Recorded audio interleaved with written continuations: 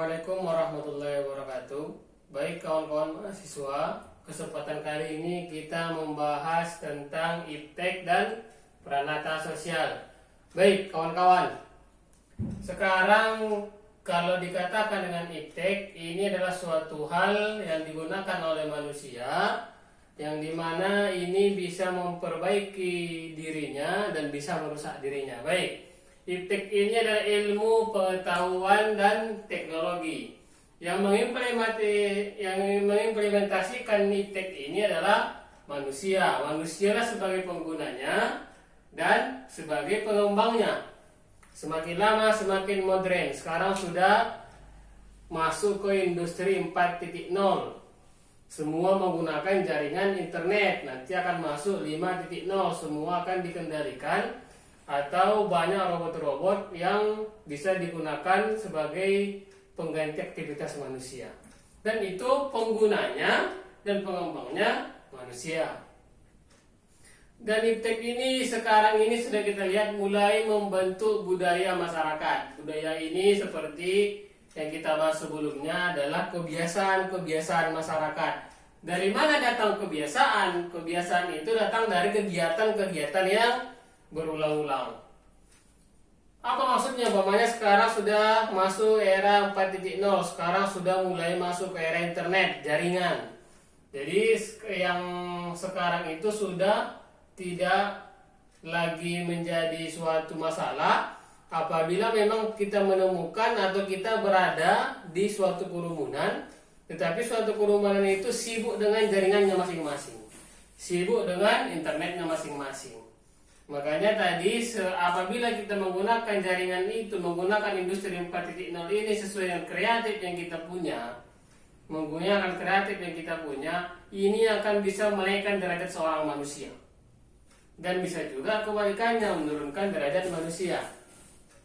Ya, inilah penggunaan dari ilmu pengetahuan dan teknologi yang dilakukan oleh manusia. Banyak hal.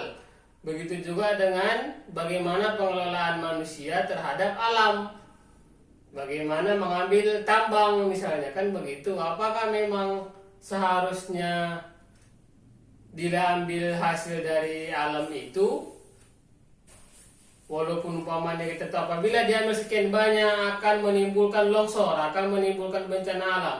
Apakah kira-kira risiko yang sudah diketahui itu tetap dikerjakan atau malah dibuat siasatnya supaya tidak terjadi? Kan tergantung. Tentunya kita ketahui manusia itu tidak akan bisa lepas dari kebutuhan dan keinginannya. Seberapa banyak pun yang dimiliki pasti akan kurang. Baik, kita beralih kepada peranata sosial. Peranata sosial ini adalah sebagai aturannya.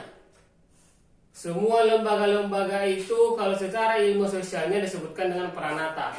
Peranata sosial. Sosial itu berarti zon politikon. Tidak ada seorang makhluk hidup pun yang bisa hidup tanpa membutuhkan bantuan makhluk hidup yang lain. Aturan-aturan dalam kebudayaan. Berarti kebudayaan adalah kebiasaan-kebiasaan yang dilakukan oleh manusia. Yang dimana peranata ini membutuhkan lembaga. Karena aturan-aturan itu apabila tidak ada lembaga yang menegakkan aturan itu hanya sebatas percuma. Contohnya apa? Peranata agama, ada KUA, ada pengadilan agama apabila memang ada pelencengan-pelencengan dalam aturan-aturan beragama. Kemudian ada peranata keluarga. Nah, peranata keluarga ini terdiri dari ayah, ibu, dan anak.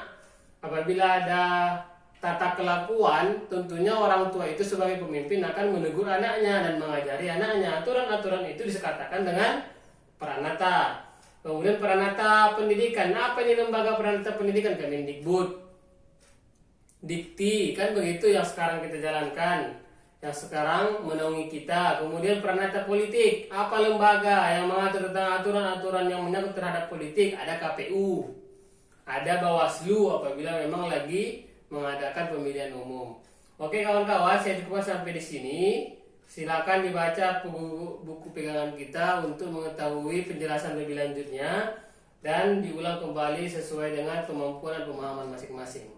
Saya cukupkan sekian. Assalamualaikum warahmatullahi wabarakatuh.